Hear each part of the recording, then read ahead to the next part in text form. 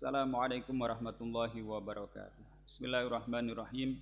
Alhamdulillahirabbil alamin wassalatu wassalamu ala asyrofil anbiya wal mursalin wa ala alihi washabihi ajmain. Amma ba'du. Pada pertemuan kali ini kita akan membahas satu topik tentang masalah apakah takzim atau menghormati terhadap seseorang itu bisa dikatakan sebagai ibadah atau menyembah terhadap orang yang kita takzimi. Misal kita ketika bertemu dengan orang soleh atau orang alim, kita musafah dengan mencium tangannya, atau kita berdiri ketika ada orang soleh yang datang, ini apakah berarti kita beribadah kepada orang yang kita takzimi, atau kita ini berarti menyembah terhadap orang yang kita cium tangannya? Itu kita membahas masalah ini karena ada sebagian orang yang memiliki pemahaman seperti ini, sehingga apa yang kita lakukan seperti mencium tangan ketika bertemu dengan orang yang solih atau berdiri sebagai bentuk penghormatan terhadap mereka, ini ada yang menganggap ini adalah satu perbuatan sing ibadah. Kita dianggap beribadah atau menyembah terhadap orang yang kita ta'zimi. Nah, apakah memang seperti itu kiranya? Kita sebagai orang yang melakukan atau mengamalkan ini, mengamalkan ta'zim kepada orang-orang yang kita ta'zimi, kenyataan yang ada di dalam hati kita kan tidak ada niatan sedikit pun untuk beribadah kepada orang yang kita ta'zimi, apalagi menyembah. Ketika kita mencium tangan orang solih atau berdiri ketika ada orang solih datang, kita tidak ada niatan untuk beribadah atau menyembah, sama sekali tidak ada. Dan ini bukan takiyah, ini tenanan. Memang kenyataan kami atau orang-orang yang melakukan takzim terhadap orang-orang soleh, khususnya terhadap Rasulullah Sallallahu Alaihi Wasallam, ini tidak ada niatan sama sekali untuk menyembah terhadap Kanjeng Nabi Muhammad Sallallahu Alaihi Wasallam, menyembah terhadap para wali, tidak ada. Beribadah pun juga tidak. Ya beribadah kepada Allah Taala. Kita tidak pernah mengharap mendapatkan pahala dari ulama yang kita takzimi. Kita tidak pernah, apalagi menyembah, kan tidak ada. Ketika kita mencium tangan orang soleh, apakah kita berharap mendapatkan pahala dari mereka? Tidak kan. Sehingga tidak bisa dikatakan bahwa takzim itu adalah ibadah atau malah menyembah. Tidak bisa. Dan lagi, takzim ini atau pekerjaan-pekerjaan yang mengandung takzim ini sudah ada atau dicontohkan di dalam Al-Quran. Di dalam Al-Quran Allah Ta'ala menyebutkan satu cerita, yaitu cerita ketika Allah Ta'ala menciptakan Nabi Adam AS, terus para malaikat disuruh untuk sujud. Sujud untuk apa? Maksud untuk ibadah kan? Mboten. Sujud sebagai bentuk penghormatan terhadap Nabi Adam AS. Itu jika memang takzim atau satu perbuatan yang ada takzim itu berarti beribadah atau menyembah, berarti kan nanti para malaikat menyembah terhadap Nabi Adam alaihissalam. Ini kan tidak mungkin. Permasalahannya yang menyuruh malaikat untuk sujud kepada Nabi Adam itu adalah Allah Ta'ala. Maksud artinya Allah Ta'ala memerintahkan makhluknya untuk menyembah terhadap makhluknya atau beribadah kepada makhluknya. Kan ya tidak lah. Nah, apakah benar-benar ada cerita? Cerita ini ada di dalam Al-Quran itu. A'udzubillahi minasyaitonirrajim.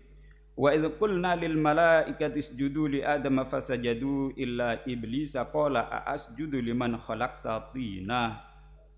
Itu ketika aku ucapkan kepada para malaikat, sujudlah kalian semua kepada Adam, maka para malaikat itu sujud. Hanya saja iblis berbicara karena dia tidak mau sujud. Iblis itu berkata, apakah aku harus sujud kepada orang yang engkau ciptakan dari tanah? Nah ini para malaikat sujud. Nah masalah apakah sujud ini sujud betul-betul sujud seperti sujud ketika kita sholat, atau sekedar itu seperti orang rukuk? Ini tidak ada masalah, sama saja. Entah itu seperti rukuk atau sampai seperti sujud ketika kita sholat, yang jelas ada perbuatan yang mengandung takzim. Kedua-duanya ada takzim.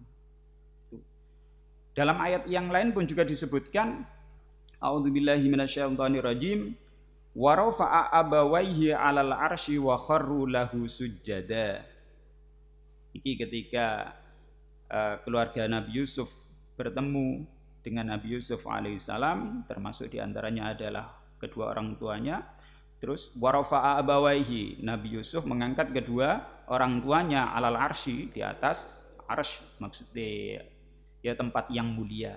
Maksudnya apa itu, kedua orang tuanya ditempatkan di tempat sing mulia bersama Nabi Yusuf. Akhirnya biye wa kharru lahu sujada. Akhirnya kedua orang tua Nabi Yusuf alaihissalam beserta saudara-saudaranya iki kharu kan jungkel niku nggih, langsung sujud.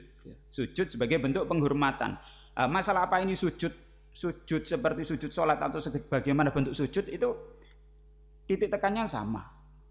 Ada ta'zim. Kalau bukan ta'zim apa itu? Berarti kan ta'zim itu tidak masalah. Ta'zim itu bukan ibadah.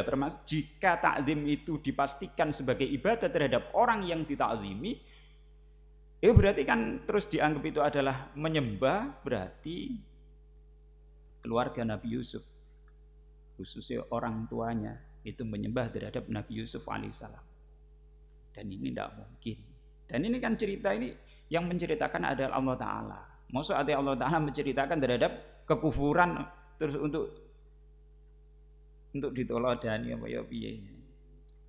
Dalam ayat yang lain yang mengandung ada ta'zim, cerita-cerita Al-Qur'an yang ada ta'zim di dalamnya, yaitu a'udzubillahi minasyaitonirrajim. Inna arsalnaka syahidan wa mubasysyiran wa nadhira litu'minu billahi wa rasulihi wa tu'azziruhu wa tuwaqqiruhu. Aku mengutus engkau Muhammad sebagai orang yang bersaksi dan memberikan kabar bahagia, dan juga orang yang memberikan peringatan agar kalian semua mau beriman kepada Allah dan Rasulnya, wa tu'azziru, dan supaya kalian semua mau menolong terhadap Nabi Muhammad, Rasulihi niku kembalinya, wa tuwaqqiru, dan agar kalian memuliakan atau mengagungkan terhadap Nabi Muhammad. Mengagungkan terhadap Rasulullah Sallallahu Alaihi Wasallam ini adalah perintah dari Allah Ta'ala. Bentuk takzim itu seperti apa? Di dalam ayat yang lain disebutkan, A'udzubillahi minasyaitonirrajim, ya ayyuhalladzina amanu la tuqaddimu baina yadayillahi wa rasulih. Wahai orang-orang yang beriman, gampangnya ojo ndisiki ngomong di ngarepe atau di depan Allah dan Rasulnya. Tunggu ketika Rasul dawuhan baru kita atau baru para sahabat itu mengikuti. Enggak ujuk-ujuk moro-moro dawuh-dawuh dewi-dewi. Apa itu? Sebagai bentuk takzim kepada Rasulullah sallallahu alaihi wasallam. Dalam ayat yang lain, ya ayyuhalladzina amanu la tarfa'u aswatakum fawqa sautin nabi. Wahai orang-orang yang beriman, jangan kalian keraskan suara-suara kalian di atas suara Nabi. Ini bukan kok karena Kanjeng Nabi itu ada masalah ketika ada suara dikeraskan atau ada masalah dengan telinga. Enggak. Memang ini sahabat diperintahkan oleh Allah Ta'ala untuk beradab, bertata krama, takzim kepada Rasulullah Sallallahu Alaihi Wasallam. Dalam ayat yang lain, la taj'alu du'a ar-rasuli bainakum ka du'a'i ba'dikum ba'dha. Janganlah kalian jadikan memanggil Rasul di antara kalian seperti memanggil sebagian yang lain. Koyok sampean nyeluk di koncone dhewe. Jangan seperti itu. Dulu itu pernah terjadi. Jadi memanggil Nabi Muhammad sallallahu alaihi wasallam itu jambal langsung. Wahai Muhammad, keluar piye ngoten itu. Nah itu tidak boleh. Nah ini semua cerita-cerita yang ada di dalam Al-Quran yang telah disebutkan tadi, itu adalah satu perbuatan-perbuatan yang ada ta'zim di dalamnya, atau diperintahkan memang karena ta'zim, sebagai bentuk dari ta'zim. Sehingga jika dikatakan bahwa ta'zim itu adalah ibadah, ketika maksudnya itu ibadah kepada orang yang ditakzimi, ya maka tidak pas. Ini akan bertentangan dengan ayat-ayat yang telah disebutkan tadi. Takzim dianggap sebagai ibadah atau dianggap sebagai menyembah terhadap orang yang ditakzimi, ini akan bertentangan dengan nas Quran ini. Ini nas nggih. Logikanya tidak masuk, pun juga cara ayat pun tidak masuk mana karena bertentangan. Dan jangan salah fokus, kita tidak dalam atau tidak sedang membahas hukum mencium tangan ketika bertemu dengan orang soleh atau orang alim, atau hukum berdiri, enggak. Kalau kita akan membahas bagaimana hukumnya mencium tangan orang yang soleh ketika musafaha, atau berdiri ketika ada orang soleh datang, atau menyebut sayyidina atau maulana kepada Rasulullah SAW sebagai bentuk ta'zim, ya kita harus pakai dalil sing urut. Ada beberapa dalil yang harus disusun. Kita fokus pembahasan ini adalah sekedar untuk menggagalkan pemahaman bahwa ta'zim itu adalah ibadah terhadap orang yang ditakzimi. Kita bertakzim, kita memuliakan terhadap Rasulullah SAW kepada para ulama dan juga para aulia itu sebagai bentuk adab, sebagai bentuk tata krama, sebagai bentuk akhlak kita. Ya dengan tujuan mendapatkan pahala dari Allah Ta'ala, bukan mendapatkan pahala dari orang yang kita ta'zimi. Tidak, apalagi menyembah. Dan masalah dalil yang tadi itu apakah sudah bisa atau sudah cukup untuk menetapkan masalah ini, menetapkan hukum? Apakah sudah bisa dijadikan hujah? Dalil yang kita sebutkan dari tadi adalah ayat. Ayat adalah Al-Quran. Ini tidak sama dengan hadis. Kalau hadis masih perlu kita kaji. Hadisnya itu sahih atau dhaif. Kalaulah sahih itu masih perlu dipilah-pilah. Sahih itu sampai ke derajat mutawatir atau sekedar ahad. Karena untuk menetapkan atau dijadikan hujah dalam masalah akidah, itu tidak cukup sekedar sahih saja.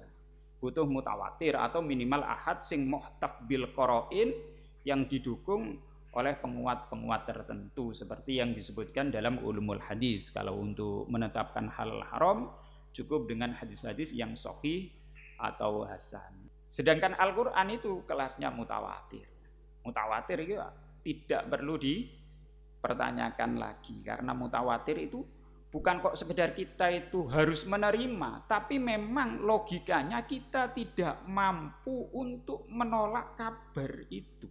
Untuk tidak percaya kita tidak mampu.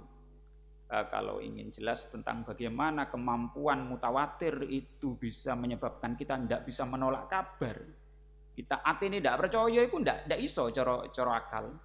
Itu kita pelajari dalam ilmu ulumul hadis. Saya kira cukup sekian. Wallahu a'lam bishawab. Wassalamualaikum warahmatullahi wabarakatuh.